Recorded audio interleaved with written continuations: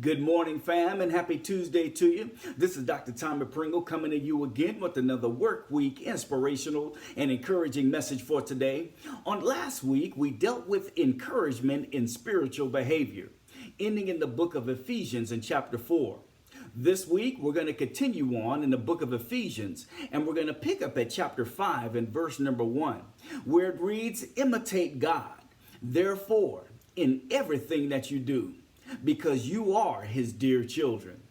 As we're also known as Christians, understand that Christian means Christlike and follow his teachings because we have been adopted into the family of God through Jesus Christ.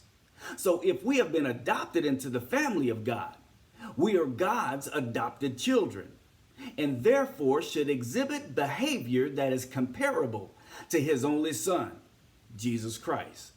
When I think about my own children, as they are and were growing up, I remember how they imitate our moves and our words and our behaviors, because that's how they learn. That's how they learn, by watching and imitating everything that we do.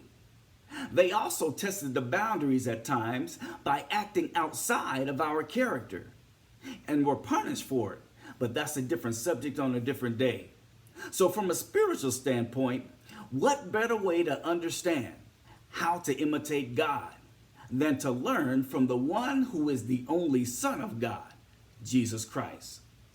God's behaviors were instilled in Christ. God's thoughts were instilled in Christ.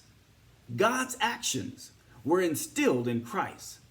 So if we seek to understand and learn and follow the teachings and the life of Jesus Christ, then we imitate him and we'll be able to imitate God as his dear children.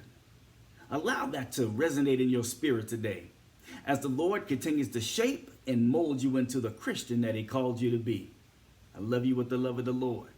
Be blessed this week.